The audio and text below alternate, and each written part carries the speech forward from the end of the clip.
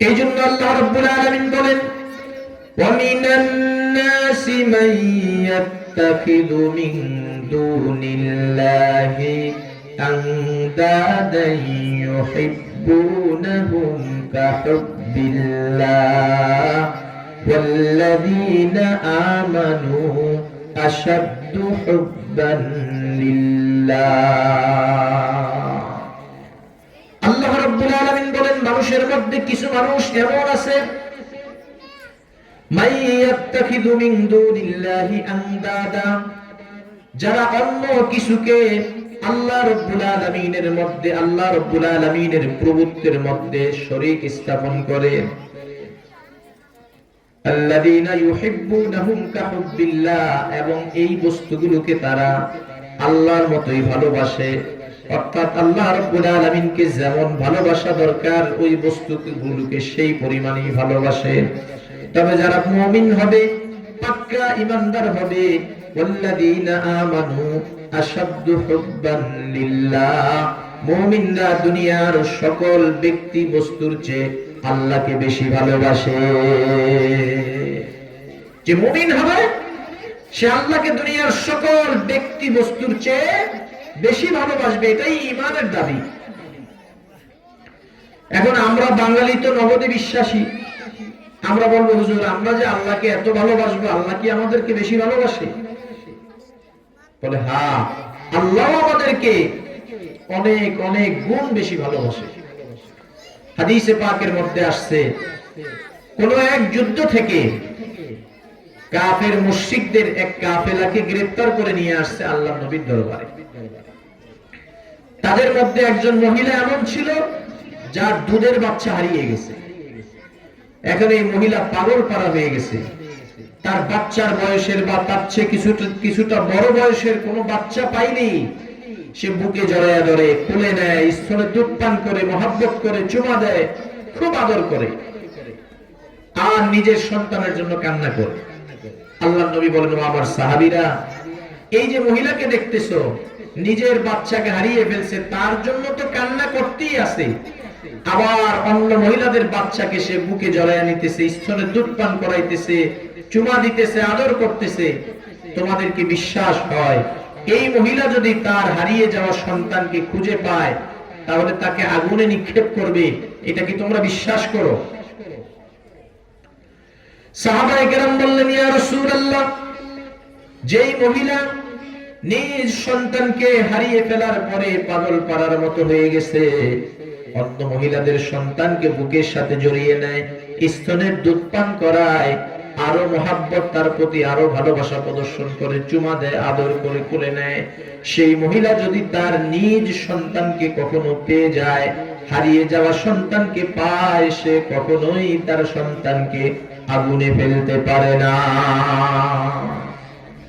আল্লাহ রাব্বুল আলামিন আল্লাহর নবী সাল্লাল্লাহু আলাইহি ওয়াসাল্লাম সাহাবায়ে কেরামের পক্ষ থেকে এই বক্তব্য শোনার পরে বললেন, শোনো, যেই মা সন্তানের প্রতি এই পরিমাণ ভালোবাসা যে তার সন্তানকে আগুনে ফেলবে না, আন্তরিকতা থাকার কারণে, ভালোবাসা থাকার কারণে অন্য সন্তানকে সে মহাব্বত করে, কোলে টেনে নেয়, বুকের সাথে জড়ায় নেয়, স্তনে দুধ পান করায়, সে তার বাচ্চাকে খুঁজে পেলে আগুনে ফেলবে না। বলে এই মায়ের তার বাচ্চার প্রতি যেই পরিমাণ ভালোবাসা, আল্লাহর নবী বলেন আল্লাহ রাব্বুল আলামিনের এক একজন বান্দার প্রতি আল্লাহর তার চেয়ে কোটি কোটি গুণ বেশি ভালোবাসা আছে। আল্লাহ বান্দাকে, একজন মা তার সন্তানকে যে পরিমাণ ভালোবাসে তার চেয়ে কোটি কোটি গুণ ভালোবাসেন আল্লাহ তার বান্দা। তাহলে যে আল্লাহ আমাদেরকে এত ভালোবাসেন, এত মহাব্বত করেন, সেই আল্লাহর প্রতি যদি আমরা দুনিয়ার সকল ব্যক্তি বস্তুর চেয়ে বেশি ভালোবাসা প্রদর্শন করতে পারি, ঈমানের দাবি হিসাবে, ঈমানের জায়গা থেকে আল্লাহকে যদি দুনিয়ার সকল ব্যক্তি বস্তুর চেয়ে, আমার বাবার চেয়ে, আমার মায়ের চেয়ে, আমার সন্তানাদির চেয়ে, আমার কাছের আত্মীয় স্বজনের চেয়ে, আমার নেতা নেত্রীর চেয়ে বেশি ভালোবাসতে পারি, বেশি ভালোবাসা প্রদর্শন করতে পারি, তাহলে কালিমার প্রথম অংশের যে হক আছে, যে আল্লাহ পাকের বন্দেগী করাটা আমাদের জন্য সহজ হয়ে যাবে।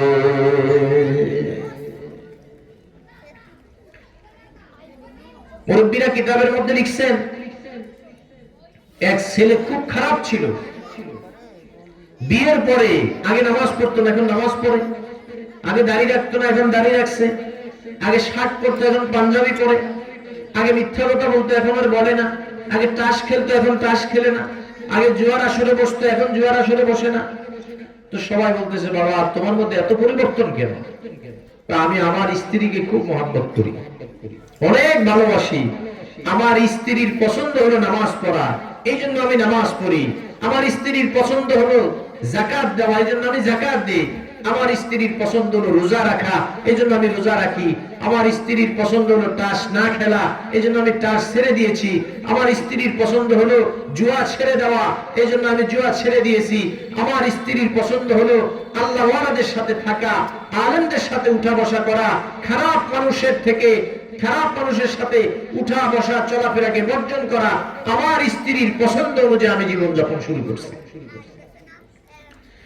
আমাদের মুরব্বী আলেমরা লিখছেন, মানুষের যদি আল্লাহর প্রতি সর্বোচ্চ ভালোবাসা থাকে, আল্লাহকে যদি সে বাবার চেয়ে বেশি ভালোবাসতে পারে, মায়ের চেয়ে বেশি ভালোবাসতে পারে, সন্তানাদির চেয়ে বেশি ভালোবাসতে পারে, সেই ব্যক্তির জন্য নামাজ পড়া কঠিন হবে না, রোজা রাখা কঠিন হবে না, যাকাত দেওয়া কঠিন হবে না, চুরি ছেড়ে দেওয়া কঠিন হবে না, জুয়া ছেড়ে দেওয়া কঠিন হবে না, তাস ছেড়ে দেওয়া কঠিন হবে না, আরো যত গুনাহের কাজ আছে এগুলা ছেড়ে দেওয়াটা তার জন্য সহজ হয়ে যাবে। কনকনে শীতের মধ্যে ঠান্ডা পানি দিয়ে ওযু করে মসজিদে আসাটাও তার জন্য সহজ হয়ে যাবে।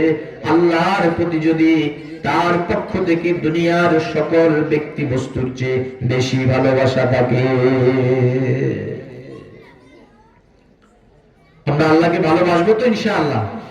যেহেতু আল্লাহ আমাদেরকে বেশি ভালোবাসে, আমরা আল্লাহকে বেশি ভালোবাসতে অসুবিধা আছে নি?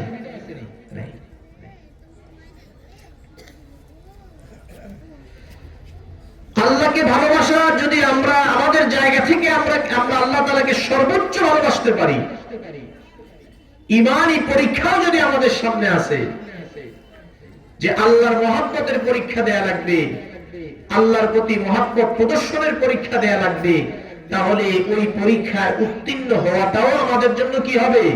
সহজ হয়ে যাবে। ঈমানের জন্য, ইসলামের জন্য আমার জীবনটাকে বিলিয়ে দেওয়াটাও সহজ হয়ে যাবে। এই জন্য যুগে যুগে আমরা ইতিহাস পড়েছি, নবীজির যুগ থেকে নিয়ে আদম আলাইহিস সালাম থেকে নিয়ে নবীজির যুগ পর্যন্ত, নবীজির যুগ থেকে নিয়ে এই পর্যন্ত হাজারো মানুষের ইতিহাস আমরা পড়েছি যারা আল্লাহকে নিজের জীবনের চেয়ে বেশি ভালোবাসে, সন্তানের জীবনের চেয়ে বেশি ভালোবাসে, আত্মীয় স্বজন নেতা নেত্রীর চেয়েও তারা আল্লাহকে ভালোবাসছে। এবং আল্লাহকে ভালোবাসার কারণে তাদের সামনে অনেক কঠিন পরীক্ষা আসছে। তারা পরীক্ষার সামনে, মানুষের জুলুমের সামনে, জালেমের সামনে নিজের জীবনটাকে শেষ করে দিয়েছে, সন্তানদেরকে হারিয়ে ফেলছে। তারপরেও আল্লাহ পাকের প্রতি, আল্লাহকে যে সে নিজের জীবনের চেয়ে সন্তানাদির চেয়ে বেশি ভালোবাসে, এই পরীক্ষায় তারা উত্তীর্ণ হয়েছে। এমন হাজারো দৃষ্টান্ত আমাদের সামনে আছে। একটা দৃষ্টান্ত আপনাদেরকে শোনাই। রাসূল করিম সাল্লাল্লাহু আলাইহি ওয়াসাল্লাম মিরাজের রজনীতে যখন আল্লাহ সাক্ষাতে যাচ্ছেন বাইতুল মুকাররমের নিকট দিয়ে, তখন নবীজি সাল্লাল্লাহু আলাইহি ওয়াসাল্লামের নাকে একটা সুঘ্রাণ লাগলো। আল্লাহ নবী বলেন, ভাই জিবরিল, এই সুঘ্রাণ কোথা থেকে আসলো? আমি তো দুনিয়ার অনেক দামি দামি পারফিউম ব্যবহার করি, আতর ব্যবহার করি, সুগন্ধি ব্যবহার করি, কিন্তু এত দামি, এত কোয়ালিটিপূর্ণ সুগন্ধি তো কখনো আমি পাই না। এটা কোথা থেকে আসলো? কারণ কি? জিবরিল আলাইহিস সালাম বলেন, ইয়া রাসূলুল্লাহ, এটা একজন মহিলা এবং তার বাচ্চাদের কবর থেকে আসতেছে। সুবহানাল্লাহ বলেন।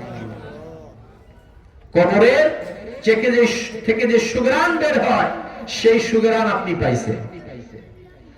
আল্লাহর নবী বললেন, ভাই জিবরিল, এই সুঘ্রাণ কি জন্য আসলো? এই ব্যক্তি বা এই মহিলার কবর থেকে সুঘ্রাণ আসতেছে কি আমলের কারণে, কি যোগ্যতার কারণে তার কবর থেকে সুঘ্রাণ আসতেছে? তুমি একটু আমাকে জানাও, আমি আমার উম্মতকে জানায়া দিব, যাতে করে আমার উম্মত সেই ফজিলত অর্জন করতে পারে। হযরত জিবরিল বলতেছেন, ইয়া রাসূলুল্লাহ, তাহলে আপনাকে শোনাই। জিবরিল আলাইহিস সালাম বলেন, এই মহিলা হলো ফেরাউনের রাজমহলের একজন কাজের মহিলা ছিল, যার নাম হলো মাসাত। তার কাজ ছিল তার দরবারে যত মহিলারা আছে, মেয়েরা আছে, তাদের চুল পরিপাটি করে রাখা, চুল আশ্রয় দেওয়া, তেল দিয়ে দেওয়া, বেনি কেটে দেওয়া, এটাই হলো তার কাজ, যেটাকে ইংরেজিতে হেয়ার ড্রেসার বলা হয়। চুল পরিপাটি করে রাখার দায়িত্ব ছিল তার। তো একদিন চুল আশ্রাইতে গিয়ে তার চিরুনিটা মাটিতে পড়ে গেছে। পড়ে যাওয়ার পরে এই মহিলা চিরুনিটা উঠানোর সময় পড়ছে, বিসমিল্লাহি রাব্বি মূসা ওয়া হারুন, আমি মূসা এবং হারুন আলাইহিস সালামের রবের নামে চিরুনি উঠাইলাম। যেমন আমরা বলি বিসমিল্লাহির রহমানির রহিম। ফেরাউনের মেয়ে বলল, তুমি কোন রবের নামে চিরুনি উঠাইলা? বলে, কেন? মূসা আলাইহিস সালাম এবং হারুন আলাইহিস সালামের রবের নামে উঠাইছি। বলে, তুমি কি আমার বাবাকে রব বলে মানো না? বলে, না, তোমার বাবাকে রব বলে মানবো কেন? তোমার বাবা তো আমাদের মতোই একজন মানুষ, সে রব হয় কিভাবে? সে রব হওয়ার কোন সুযোগ নাই। আমরা যেমন আল্লাহর একজন সৃষ্টি বা একটা সৃষ্টি, তোমার বাবাও ঠিক তদ্রূপ আল্লাহর একটা সৃষ্টি। সে রব হওয়ার কোন প্রসঙ্গই আসতে পারে না, তাকে রব বলার কোন সুযোগই নাই। তাহলে তুমি কাকে রব মানো? সেই রবের পরিচয় কি?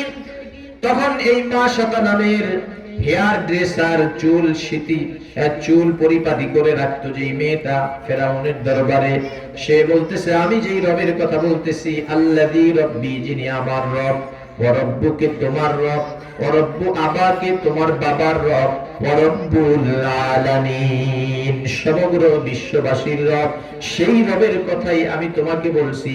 সেই রবই হলো আমাদের সকলের রব, তোমার বাবার রব। ফেরাউনের মেয়ে অগ্নিশর্মা হয়ে গেছে, রাগান্বিত হয়ে দৌড়ে বাবার কাছে গিয়ে বলে, বাবা, আমি তো জানি তুমি সবচেয়ে বড় খোদা, কিন্তু তোমার ঘরে যে মানুষটা থাকে, তোমার খাবার খায়, তোমার দেয়া পোশাক পরিচ্ছদ পরিধান করে, তোমার চিকিৎসা গ্রহণ করে, তোমার বাসভবনে থাকে, সেই মানুষটা আজকে দেখলাম তোমাকে রব বলে স্বীকার করে না। সে বলে নাকি তুমি রব না, আমরা যেমন মানুষ তুমিও নাকি তেমনই সাধারণ একজন মানুষ। রব হলো তিনি, যিনি মূসা এবং হারুনের রব, তুমি বলে রব না। ফেরাউন এই বক্তব্য শোনার সাথে সাথে অগ্নিশর্মা হয়ে গেল, রাগান্বিত হয়ে মেয়েকে বলল, মেয়ে, আমাকে যদি সে রব বলে স্বীকার না করে, মূসা হারুন আলাইহিস সালামের খোদাকে বা রবকে রব বলে স্বীকৃতি দেয়, তুমি মনে রাখো, শুনে রাখো, তাকে আমি এমন এক শাস্তির সম্মুখীন করব, যে শাস্তিটা মিশরবাসীর জন্য দৃষ্টান্ত হয়ে থাকবে। কঠিন শাস্তি আমি তাকে দিব। ফেরাউন তাকে ডাকছে, ডাকার পরে বলছে, তুমি নাকি আমাকে রব বলে স্বীকার করো না? বলে, না, প্রশ্নই আসে না, আপনাকে রব বলে স্বীকার করবো কেন? আমি যেমন একজন মানুষ, আল্লাহর সৃষ্টি, আপনিও তো আল্লাহর একটা সৃষ্টি, আপনি রব হন কিভাবে? তুমি কোন রবের কথা বলতেছো? তিনি বলতেছেন, আল্লাযী রব্বি, যিনি আমার রব, ওয়া রব্বুকা, যিনি আপনার রব, ওয়া রব্বুল আলামিন, সমগ্র বিশ্ববাসীর রব, সেই রবের কথাই তো বলতেছি আমি। ফেরাউন বললেন, তুমি যদি এখন আমার কথায় ফিরে না আসো, আমাকে রব বলে স্বীকৃতি না দাও, তোমাকে এমন শাস্তির সম্মুখীন করা হবে, যে শাস্তি মিশরবাসীর জন্য দৃষ্টান্ত হয়ে থাকবে, আর তুমি তো কষ্ট ভোগ করে দুনিয়া থেকে বিদায় নিয়ে চলে যাবে। মাশাআল্লাহ বলতেছে, ফেরাউন, তোমার যা ইচ্ছা তাই করতে পারো, যে সিদ্ধান্ত নেয়ার দরকার মনে করো সেই সিদ্ধান্ত নিতে পারো, আমি মাশাআল্লাহ আমার জায়গা থেকে চুল পরিমাণ এদিক সেদিক হব না। কারণ আমি আল্লাহর এমন এক বান্দী, আমি আমার আল্লাহকে আমার জীবনের চেয়ে বেশি ভালোবাসি, আমার সন্তানাদির চেয়েও বেশি ভালোবাসি, আমার মা বাবার চেয়েও বেশি ভালোবাসি, দুনিয়ার সকল নেতা নেত্রী রাজা বাদশা যারা আছে সকলের চেয়ে আমি আমার মালিককে বেশি ভালোবাসি। তোমার যা ইচ্ছা তা করো, কিন্তু আমি তোমাকে রব বলে স্বীকৃতি দিব না। ফেরাউন জল্লাদদেরকে নির্দেশ দিলেন, বড় একটা চূড়া তৈরি করো, চূড়ার উপরে বড় একটা ডেক বসিয়ে দাও, ডেকটার মধ্যে তেল দিয়ে ভর্তি করে দাও, চুলার আগুন জ্বালিয়ে দাও। তেল যখন গরম হয়ে টকবক করতে থাকবে তোমরা আমাকে জানাইবা। তেল যখন গরম হয়ে গেল ফেরাউনকে জানানো হলো। ফেরাউন সেই মাশাতাকে ডাকছে, তার দুইটা বাচ্চা ছিল সাথে। এই ফুটন্ত তেলের ডেকের পাশে তাদেরকে দাঁড় করিয়ে দিল। দাঁড় করিয়ে দেওয়ার পরে ফেরাউন বলল, তুমি যদি আমাকে এখনো রব বলে স্বীকৃতি দাও তোমাকে কোনো শাস্তি দেওয়া হবে না। তুমি যে জীবন যাপন করতেছো এর চেয়ে উন্নত জীবন যাপনের ব্যবস্থা আমি করব। মাশাদা বলল, ফেরাউন তুমি মনে হয় আমাকে চিনতে পারো না, আমার সিদ্ধান্তের বিষয়টা তুমি জানতে পারো না। আমি তো আমার মালিক আল্লাহ রাব্বুল আলামিনকে আমার জীবনের চেয়ে বেশি ভালোবাসি, আমার সন্তানাদির চেয়ে বেশি ভালোবাসি, আমার আত্মীয় স্বজন মা বাবা নেতা নেত্রী রাজা বাদশা যারা আছে আমি মাশাআল্লাহ আমার আল্লাহকে তাদের চেয়ে কোটি কোটি গুণ বেশি ভালোবাসি। ফেরাউন বলল, তোমাদের শাস্তির পালা আসছে। ফেরাউন তার বড় বাচ্চাটাকে সামনে নিয়ে আসছে। তুমি যদি আমাকে রব বলে স্বীকৃতি দাও তাকে ছেড়ে দেওয়া হবে, আর যদি মূসা হারুনের রবকে রব বলো তোমার এই বাচ্চাকে ফুটন্ত তেলের মধ্যে ফেলে শহীদ করে দেওয়া হবে। মাশাআল্লাহ বললেন, ফাকজি মা আনতা কাজিন, তোমার যা ইচ্ছা তা করো, আমি আমার সিদ্ধান্তে অটল আছি। কারণ আমার এই সন্তানের চেয়ে আমি আমার মালিককে বেশি ভালোবাসি। ফেরাউন এত বড় জালেম, এত বড় অত্যাচারী ছিল, এই মহিলার কথা শোনার সাথে সাথে তার বড় বাচ্চাটাকে ফুটন্ত টকবগে তেলের মধ্যে নিক্ষেপ করে দিছে। ঐতিহাসিকরা লিখছেন, কিতাবের মধ্যে ওলামায়ে কেরাম লিখছেন, ছোট মানুষ বাচ্চা মানুষ ফুটন্ত তেলের মধ্যে ফালানোর সাথে সাথে তার হাড্ডিগুলো তার মাংসগুলো হাড্ডিগুলো থেকে আলাদা হয়ে গেছে, একটা দুর্গন্ধ বেরিয়ে আসছে। মা তো মাই হয়ে তাকে সন্তানের প্রতি সর্বোচ্চ আন্তরিকতা যেই মায়ের, সেই মা তার সন্তানকে দেখলো যে ফুটন্ত তেলের মধ্যে ছেড়ে দেওয়ার সাথে সাথে মাংসগুলো হাড্ডি থেকে আলাদা হয়ে গেছে। মায়ের চোখ দ্বারা পানি পড়তেছে, মা হতাশ হয়ে গেছে। মা তো মাই হয়ে থাকে সন্তানের প্রতি মায়ার কারণে কান্না করতেছে। সন্তান যখন ফুটন্ত তেলের মধ্যে পড়ার সাথে সাথে সন্তানের রূহটা যখন আসমানের দিকে যাইতেছে তখন সন্তান তার মাকে সান্ত্বনা দিয়া বলতেছে, উম্মি লা তাখাফি ওয়া লা তাহজানি ফাইন্নাকি আলাল হাক্কি সানাজমাউ ফিল জান্নাহ। বাচ্চাটার রূহ মাকে সান্ত্বনা দিয়ে বলতেছে, মা ফেরাউনের জুলুমের কারণে তুমি ভীত সন্ত্রস্ত হও না, আমাদের বিচ্ছেদের কারণে আমাদেরকে হারিয়ে ফেলার কারণে তুমি দুঃখিত হও না। ফাইন্নাকি আলাল হাক্কি, কেননা তুমি তো সত্যের উপরে আছো, সত্য দ্বীনের উপরে আছো। সানাজমাউ ফিল জান্নাহ, মা অল্প সময়ের মধ্যে জান্নাতে আমাদের সাথে তোমার দেখা হবে। একটা মেয়েকে সেখানে পালিয়ে দিছি, কিন্তু মা সাথে বলছে, আমার বাচ্চাদের চেয়ে আমি কাকে বেশি ভালোবাসি? আল্লাহকে বেশি ভালোবাসি। মহব্বতের পরীক্ষা চলতেছে। ফেরাউন বলল, এবার তোমার দুধের বাচ্চার পালা চলে আসছে, তুমি যদি তোমার সিদ্ধান্তে অটল থাকো তাহলে সেই বাচ্চাটাকে ফুটন্ত তেলের মধ্যে নিক্ষেপ করা হবে। আর যদি তুমি তোমার জায়গা থেকে ফিরে আসো, আমাকে রব বলে স্বীকার করে নাও, আমাকে রব বলে স্বীকৃতি দাও, তোমার উন্নত জীবন যাপনের ব্যবস্থা করা হবে, তোমাকে আর কোনদিন কোন শাস্তির সম্মুখীন হওয়া লাগবে না। মাশাআল্লাহ বলে, ফেরাউন একটা বাচ্চা পালাইয়া দিছো, শহীদ করে দিছো, আমার কোনো কষ্ট লাগে নাই, কারণ আমি আমার মালিককে বেশি ভালোবাসি, আমার মালিকের প্রতি আমার বেশি ভালোবাসা, আমার মালিক খুশি থাকবে এতে আমি খুশি। অতএব তুমি আমার দুধের বাচ্চাকেও যদি ফেলে দাও আমি আমার সিদ্ধান্ত থেকে এক চুল পরিমাণ এদিক সেদিক হব না। ফেরাউনের যেই কথা সেই কাজ। দুধের বাচ্চাটাকে তার কোল থেকে ছিনিয়ে নিয়ে ফুটন্ত টকবক করতেছে যেই তেলগুলো, ফুটন্ত তেলের মধ্যে তাকে নিক্ষেপ করে দিছে। নিক্ষেপ করার সাথে সাথে কচি শরীর, গোশতগুলো মাংস থেকে সাথে সাথে আলাদা হয়ে গেছে, ভাজা মাছের মতো হয়ে গেছে। এই দুধের বাচ্চার রূহটা যখন আসমানের দিকে উঠতেছে, আগের বাচ্চার মতোই মাকে সান্ত্বনা দিয়া বলতেছে, আম্মি লা তাখাফি ওয়ালা তাহজানি ফাইন্নাকি আলাল হাক্কি সানাজমাউ ফিল জান্নাহ। জালেমের জুলুমের কারণে তুমি ভীত সন্ত্রস্ত হইও না, জালেমের জুলুমের কারণে আমাদেরকে হত্যা করার কারণে, আমাদের বিচ্ছেদের কারণে তুমি দুঃখিত হইও না। ফাইন্নাকি আলাল হাক্কি, কেননা তুমি সত্য দ্বীনের উপরে আছো, সত্য রবের ভালোবাসার পরীক্ষা তুমি দিতেছো। সানাজমাউ ফিল জান্নাহ, অচিরে অল্প সময়ের মধ্যে আমরা জান্নাতে একত্রিত হব। তাহলে এই বেচারি সন্তানকে বেশি ভালোবাসে না আল্লাহকে বেশি ভালোবাসে? আল্লাহকে বেশি ভালোবাসে। আর আমরা বিয়ে শাদীর বাড়িতে ঢোল বাজাইলে আল্লাহ খুশি হয় না নারাজ হয়? নারাজ হয়। তো হুজুর সন্তানের দিকে তাকে না বলতে পারি না, তাহলে বোঝা গেল আপনি আপনার আল্লাহর চেয়ে আপনার সন্তানকে বেশি ভালোবাসেন, তাকে গুনাহ করার সুযোগ করে দিলেন। যেই বান্দা আল্লাহকে সন্তানের চেয়ে বেশি ভালোবাসে, মা বাবার চেয়ে বেশি ভালোবাসে, সেই ব্যক্তি সন্তানকে খুশি করার জন্য, মা বাবাকে খুশি করার জন্য বিয়ের বাড়িতে ঢোল সানাই বাজাতে পারে না। পারে? বলেন। যে আল্লাহকে বেশি ভালোবাসে সে বলবে যে আমার মালিক যদি খুশি থাকে তাহলে আমি তোমার বিবাহিতে থাকবো, আর যদি কোন আচরণের কারণে আমার মালিক অসন্তুষ্ট হয়ে যায় তোমাদের বিবাহ শাদীতে আমি থাকতে পারবো না।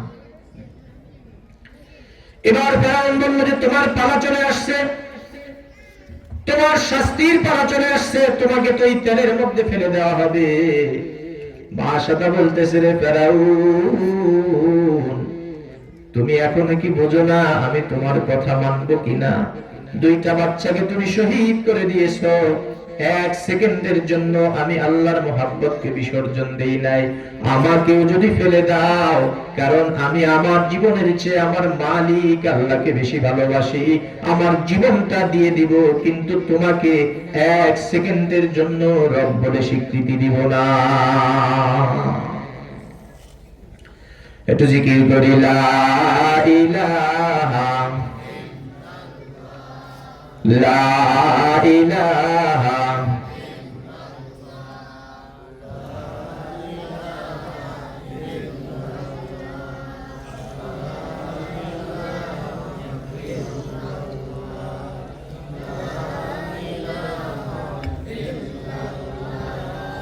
লা ইলাহা লা ইলাহা হাসবি রব্বি জাল্লাল্লাহ মা ফি কলবি গায়রুল্লাহ নূর মুহাম্মদ সাল্লাল্লাহু লা ইলাহা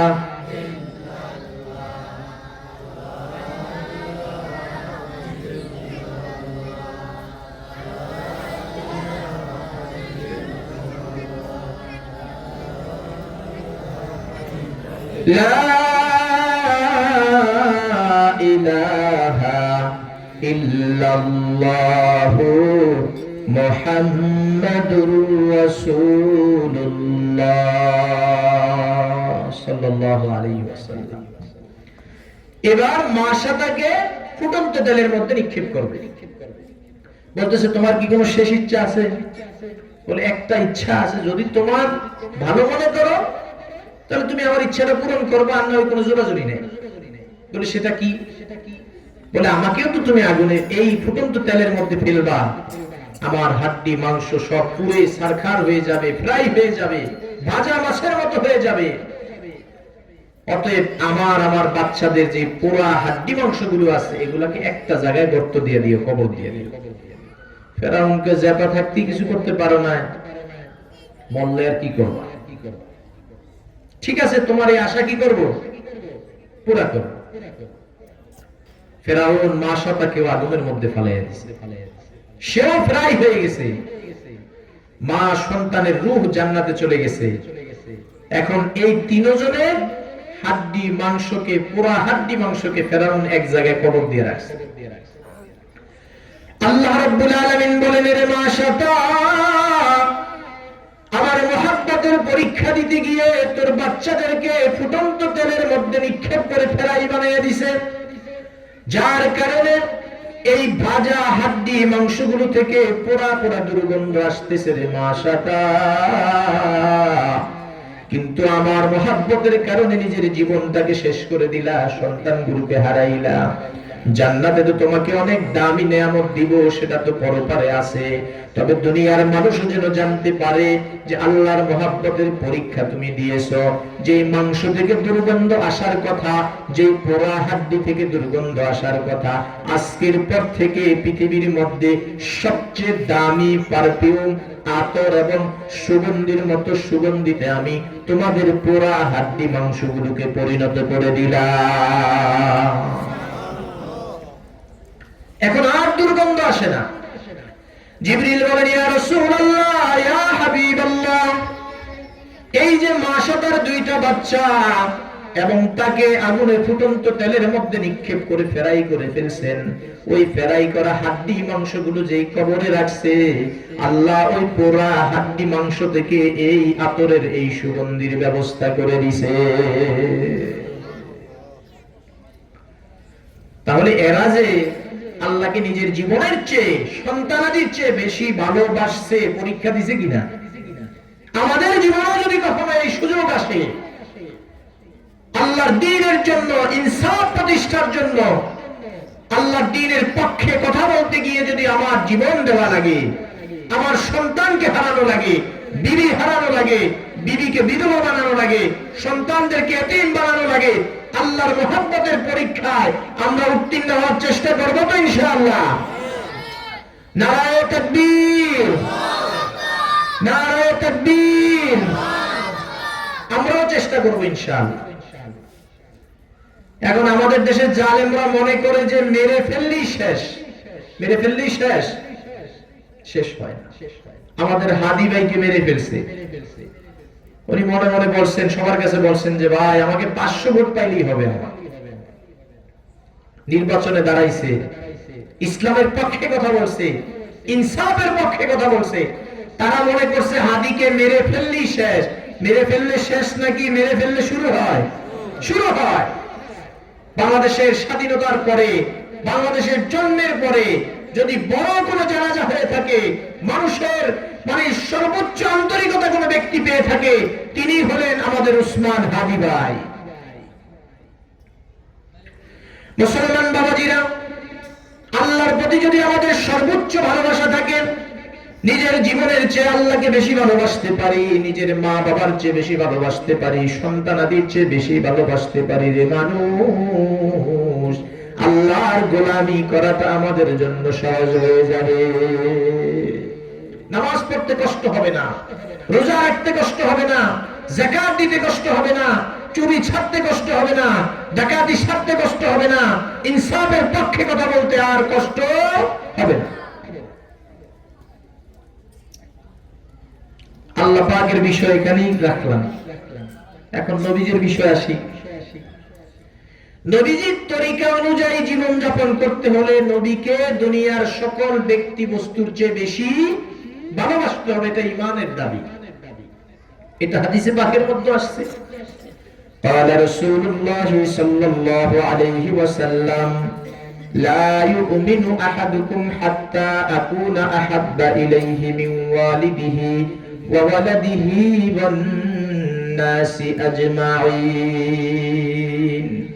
আল্লাহ নবী বলেন, তোমরা ওই পর্যন্ত কামেল মুমিন হতে পারবা না, পাক্কা ঈমানদার হতে পারবা না, যতক্ষণ পর্যন্ত আমি রাসূলকে তোমার মা বাবা সন্তানাদি পৃথিবীর সকল ব্যক্তি বস্তুর চেয়ে বেশি ভালো না বাসবা।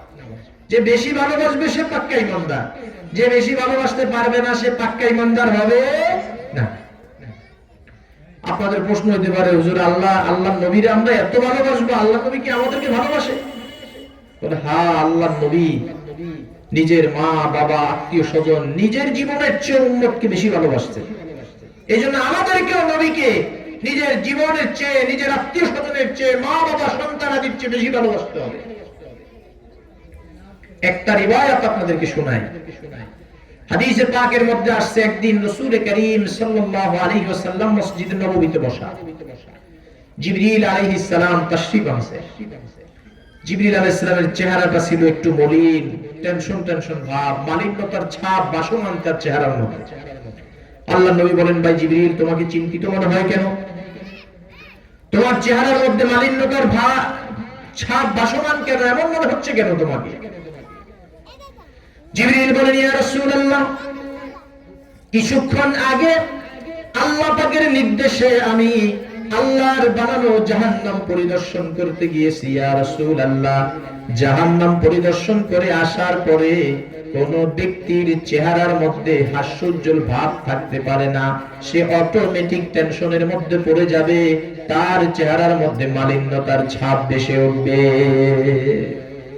আমি জাহান্নাম দেখে আসছি, এই জন্য আমার কাছে খুব পেরেশানি লাগতেছে, খুব চিন্তিত মনে হচ্ছে আপনার কাছে আমাকে। বলে, কি দেখে আসছো, একটু বিবরণ শোনাও আমাদেরকে। জিবরিল আলাইহিস সালাম আল্লাহর নবীকে বলেন, ইয়া রাসূলুল্লাহ, আল্লাহ পাকের নির্দেশে আমি যখন জাহান্নাম দেখতে গেলাম, আমি দেখলাম আল্লাহ জাহান্নাম বানায় রাখছেন 7 জমিনের নিচে। আসমানের যেমন 7টা স্তর আছে, জমিনেরও কয়টা স্তর আছে?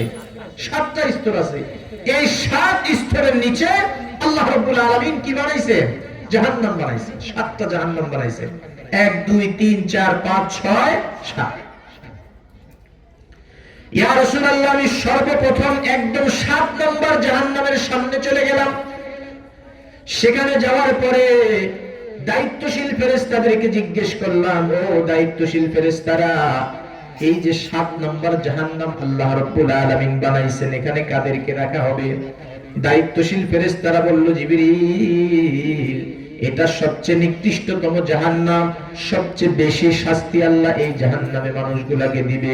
আর এই জাহান্নামে আল্লাহ পাকের পক্ষ থেকে সিদ্ধান্ত হলো, এই জাহান্নামের মধ্যে আল্লাহ রাখবেন মুনাফিকদেরকে। ইন্নাল মুনাফিকিনা ফিদ-দারকিল আসফালি মিনান নার। জাহান্নামের সবচেয়ে তলদেশে, নিকৃষ্টতম জাহান্নামে কঠিন শাস্তি প্রদান করা হবে যে জাহান্নামে, সেই জাহান্নামে আল্লাহ মুনাফিকদেরকে রাখবে। কেন রাখবে? কাফের মুশরিক বেঈমানদের দ্বারা ইসলামের যে পরিমাণ ক্ষতি না হয়েছে, মুনাফিকদের দ্বারা তার চেয়ে কয়েক গুণ বেশি ক্ষতি হয়েছে ইসলামে।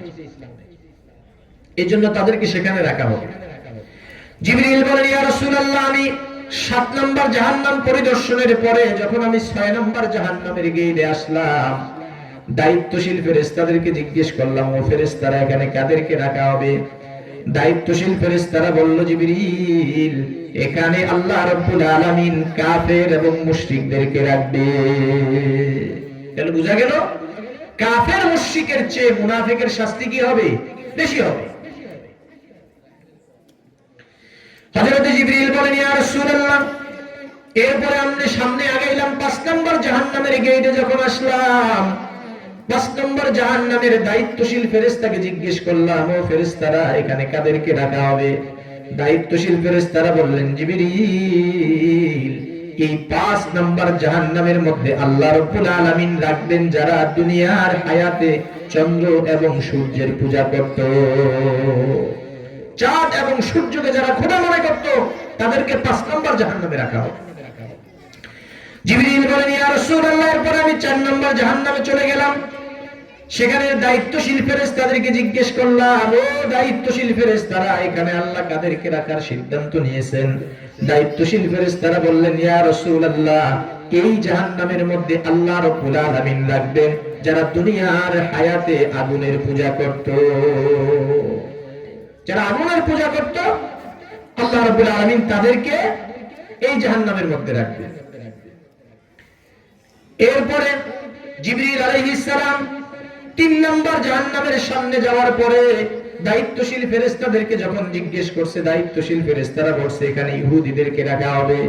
জিবরিল আলাইহিস সালাম দুই নাম্বার জাহান্নামে যখন গেলেন, দায়িত্বশীল ফেরেশতাদেরকে জিজ্ঞেস করার পরে দায়িত্বশীল ফেরেশতারা বলল এখানে নাসারাদেরকে রাখবে। ছয়টা জাহান্নামে যাদেরকে রাখা হবে এই বিবরণ দেওয়ার পরে আল্লাহর নবীর সামনে জিবরিল স্টপ হয়ে গেল, চুপ হয়ে গেল। আল্লাহর নবী বলেন, জিবরিল এক নাম্বার জাহান্নামে আল্লাহ কাদেরকে রাখবে সেই ব্যাপারে বলো না কেন, চুপ হয়ে গেল কেন? জিবরিল বলেন, ইয়া রাসূলুল্লাহ এক নাম্বার জাহান্নামে আপনার উম্মতদেরকে রাখা হবে।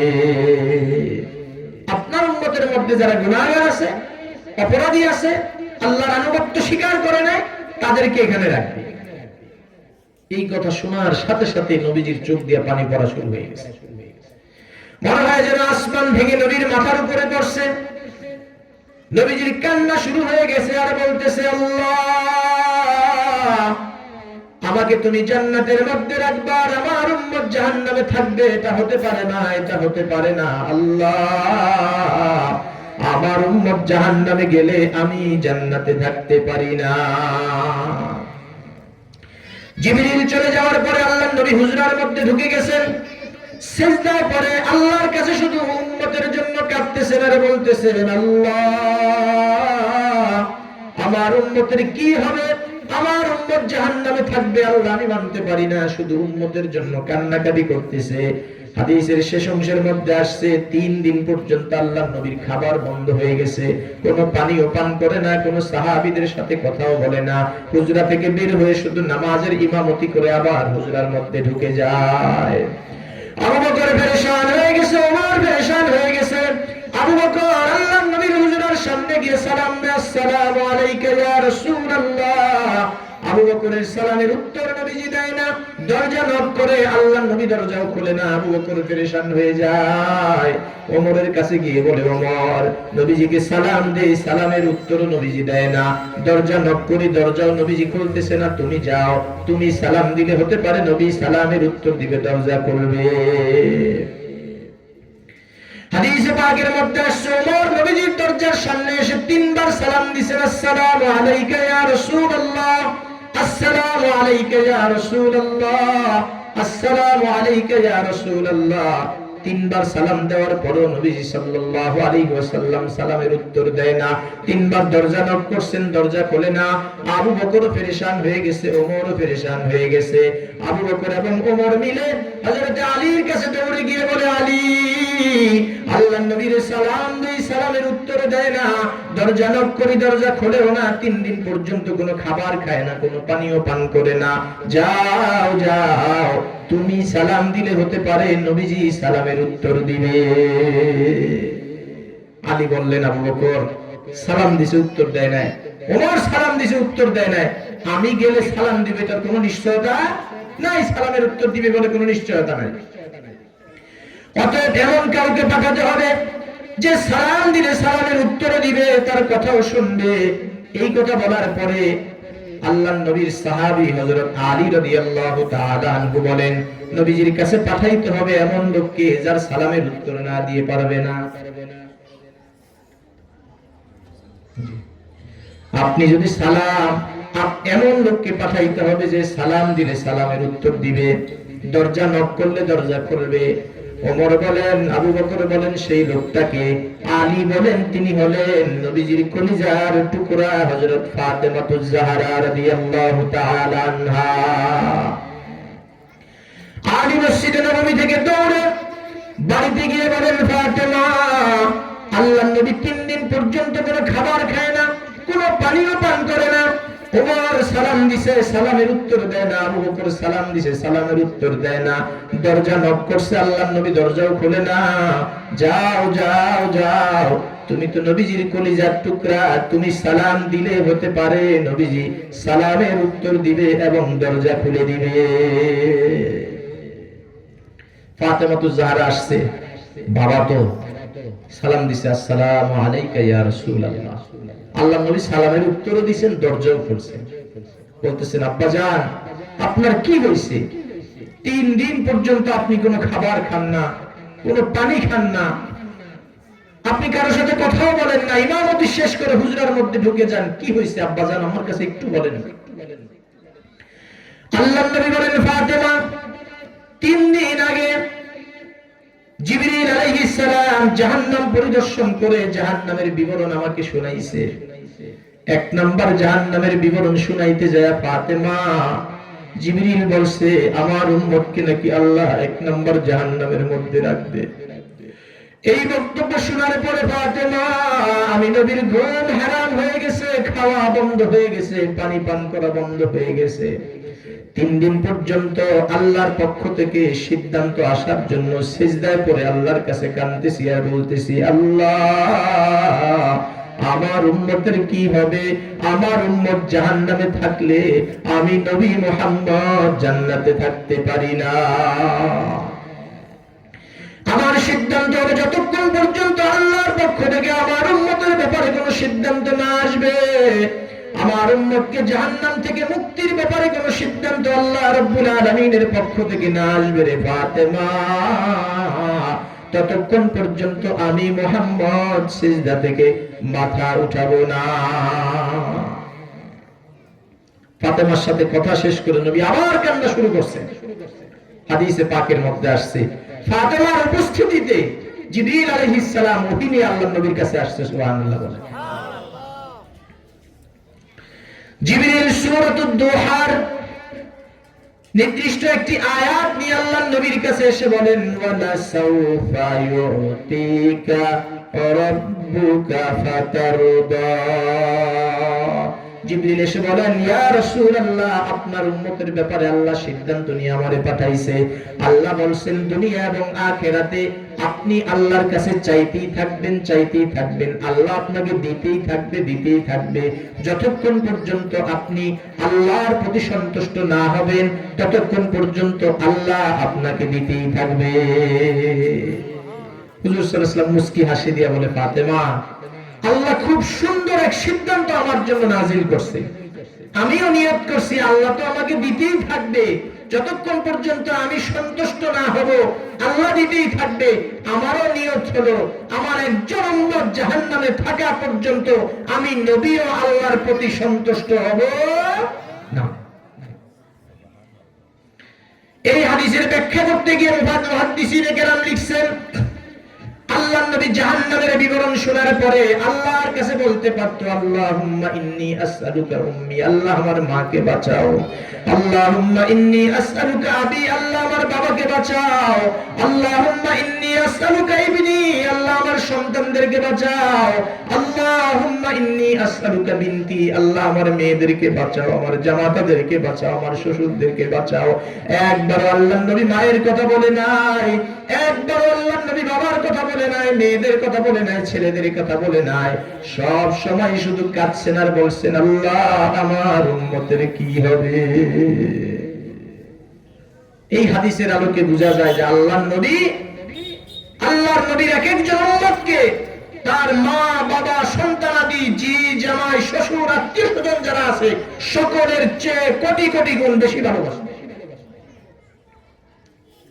তাহলে যে নবী আমাদেরকে এত ভালোবাসেন সেই নবীকে আমাদের মা বাবা আত্মীয় স্বজন যারা আছে এদের চেয়ে বেশি ভালোবাসতে অসুবিধা আছে নি? বলেন আছে? সময় কম না হলে কিয়ামতের ময়দানে একটা লম্বা হাদিস শোনাইতাম আপনাদেরকে। আরেকটা বিষয় বুঝাইতে গিয়ে দুনিয়াতে আমরা কেমন করবো এটা তো বুঝাইতে হবে। এটা আবার যদি কখনো সুযোগ হয়, কিয়ামতের ময়দানে নবী উম্মতকে কি পরিমাণ মহব্বত করবেন, এটা কিভাবে প্রদর্শন করবেন, একটা লম্বা হাদিস আপনাদেরকে শোনাবো। আজকের জন্য এখানে থাকুক, দুনিয়াটা দিয়ে হিসাব দিই।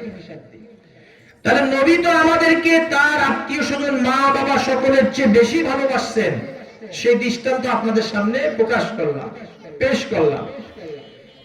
আমাদের মধ্য থেকেও নবীর সাহাবী থেকে শুরু করে তাবেঈ থেকে শুরু করে তাবেঈ থেকে শুরু করে আজকের এই দিন পর্যন্ত নবীর এমন উম্মত ছিল যারা নিজের জীবনের চেয়ে সন্তানাদির চেয়ে আল্লাহকে বেশি ভালোবাসতেন, সেই দৃষ্টান্ত তারা রেখে গেছে। নবীজির এক সাহাবীর ইতিহাস আপনাদেরকে শোনাই। নবীর এক সাহাবীর নাম হলো যায়েদ ইবনে হাবিব রাদিয়াল্লাহু তাআলা আনহু। যায়েদ ইবনে হাবিব রাদিয়াল্লাহু তাআলা আনহু। নবীজি সাল্লাল্লাহু আলাইহি ওয়াসাল্লামের শেষ সময়ে মুসাইলামাতুল কাজ্জাব, ওনার বাড়ি হলো ইয়ামামাতে। সে নিজেকে নবী বলে দাবি করছে। যারা নবী বলে মেনে নেয় তাদের প্রতি সে সন্তুষ্ট, অনেক কিছু তাদেরকে দেয়। আর যারা মানে না তাদেরকে গ্রেফতার করে বিভিন্নমুখী শাস্তি দেয়। তো তার কাছে যে সকল মুমিন খাঁটি বান্দারা গ্রেফতার হয়েছে তাদের মধ্য থেকে অন্যতম ছিলেন এই যায়েদ ইবনে হাবিব রাদিয়াল্লাহু তাআলা। তাকেও গ্রেফতার করছে। করার পরে বলছে, তুমি আমাকে নবী বলে স্বীকৃতি দাও। তিনি বলছেন যে না, আমাদের শেষ নবী মুহাম্মদুর রাসূলুল্লাহ সাল্লাল্লাহু আলাইহি ওয়াসাল্লাম, পৃথিবীর কোন মানুষকে আমি শেষ নবী বলে বা নবী বলে স্বীকৃতি দেওয়ার কোন সাহস আমার নাই, আর সেই স্বীকৃতি আমি দিতেও পারবো না। আমাদের নবীকে মুহাম্মদুর রাসূলুল্লাহ সাল্লাল্লাহু আলাইহি ওয়াসাল্লাম। মুসাইলামাতুল কাজ্জাব বললেন, তুমি যদি আমাকে নবী বলে স্বীকৃতি না দাও, আমাকে নবী বলে মেনে না নাও, তোমাকে এমন শাস্তি দেওয়া হবে যে শাস্তিটা জাতির কাছে দৃষ্টান্ত হয়ে থাকবে। যায়েদ ইবনে হাবিব বলেন, ফাকজিমা আনতা কাজিন, তোমার যা ইচ্ছা তাই করতে পারো, কারণ আমি আমার হাবিব, আমার নবী মুহাম্মদুর রাসূলুল্লাহ সাল্লাল্লাহু আলাইহি ওয়াসাল্লামকে আমার জীবনের চেয়েও বেশি ভালোবাসি। আমার জীবন দিয়ে দিব, কিন্তু তোমাকে নবী বলে স্বীকৃতি দিব না। মুসাইলামাতুল কাজ্জাব জল্লাদদেরকে ডেকে আনলেন। জল্লাদদেরকে বললেন, বারবার প্রস্তাব রাখবা, প্রস্তাব যতবার প্রত্যাখ্যান করবে তার দেহের এক একটা অঙ্গ তোমরা কেটে ফেলবা। যায়েদ ইবনে হাবিবকে প্রস্তাব দেওয়া হলো, তুমি মুসাইলামাকে নবী বলে মেনে নাও। তিনি বললেন, না না, আমার নবী হলো মুহাম্মদুর রাসূলুল্লাহ, আমি মুসাইলামাকে নবী বলে মেনে নেওয়ার কোনো সুযোগ হবে না। অস্বীকৃতি জানানোর কারণে মুসাইলামার জাল্লাদ যায়েদ ইবনে হাবিবের হাতটাকে কোন থেকে উপর পর্যন্ত কেটে ফেলছে। তারপরে কি করে না, স্বীকৃতি দেয় না। দ্বিতীয়বার প্রস্তাব দিয়েছে, প্রস্তাব প্রত্যাখ্যান করার কারণে বাম হাতটাকে কোন থেকে কেটে দিয়েছে। তৃতীয়বার প্রস্তাব দিছে, তৃতীয়বার প্রত্যাখ্যান করার কারণে ডান পাওটাকে হাঁটু থেকে কেটে ফেলছে। চতুর্থবার প্রস্তাব দিছে, চতুর্থবার প্রত্যাখ্যান করার কারণে বাম পাওটাকে হাঁটু থেকে কেটে দিছে। এরপরে আবার প্রস্তাব দিছে, প্রত্যাখ্যান করার কারণে দোনো হাতকে এই সিনা থেকে কেটে ফেলছে, বাহুটাকে কেটে ফেলছে। চতুর্থবার ষষ্ঠবার যখন প্রস্তাব করছে, প্রত্যাখ্যান করার কারণে দোনো হাঁটুকে কেটে ফেলছে। এইভাবে মুসাইলামাতুল কাজ্জাব যায়েদ ইবনে হাবিব রাদিয়াল্লাহু তাআলা আনহুকে শহীদ করে দিয়েছে। এত শাস্তি দেওয়ার পরেও যায়েদ বিন হাবিব এক সেকেন্ডের জন্য মুসাইলামাকে নবী বলে স্বীকৃতি দেয় নাই। কাঁদতে কাঁদতে কাঁদতে পুরো শরীরটাকে টুকরো টুকরো করে ফেলছে। এক সেকেন্ডের জন্য নবীর মহব্বত থেকে এদিক সেদিক হয় না। তিনি যখন শহীদ হয়ে গেলেন, তার মায়ের কাছে যখন এই সংবাদ নিয়ে গিয়া হলো, দেখেন মা কেমন আল্লাহওয়ালা ছিল। মা বলতেছেন, আমার ছেলে আমার দুধের ওয়াদা ঠিক রাখছে। বলে কি? বলে, আমি আমার সন্তানকে যখন আমার স্তনের দুধ পান করাইছি, তখন আমি বলছি, ও আমার সন্তান, তোমাকে আমি আমার স্তনের দুধ পান করাইতেছি, তুমি আমার স্তনের দুধ পান করতেছো। তোমার জীবদ্দশাতে যদি কখনো আল্লাহ পাকের মহব্বতের পরীক্ষা দেওয়ার মতো সুযোগ আসে, নবীর মহব্বতের পরীক্ষা দেওয়ার মতো সুযোগ আসে, আর সেই সময় যদি তোমার জীবনটাকে তুমি আল্লাহর মহব্বতের ময়দানে নবীর মহব্বতের জন্য, ইনসাফ প্রতিষ্ঠার জন্য, আল্লাহর দ্বীন কায়েমের জন্য নিজের জীবনটাকে আল্লাহর রাস্তায় শাহাদাতের মর্যাদার মাধ্যমে বিলীন করে দিতে পারো, সেই দিন আমি মনে করব তুমি আমার দুধের হক আদায় করছো। আজ আমি গর্বিত মা যে আমার সন্তান আল্লাহর নবীর মহব্বতের পরীক্ষা দিতে গিয়ে নিজের জীবনকে টুকরা টুকরা করে ফেলছে, তারপরে মুসাইলামার কাছে মাথা নত করে নাই। রাসূলের সাহাবী নবীজিকে কেমন মহব্বত করতেন, নিজের জীবনের চেয়ে বেশি ভালোবাসতেন। আসেন তাবেঈদের জীবনে যাই। রাসূলের সাহাবীদেরকে যারা ঈমানের সাথে দেখছেন এবং ঈমানের সাথে মৃত্যুবরণ করছেন তাদেরকে তাবেঈ বলা হয়।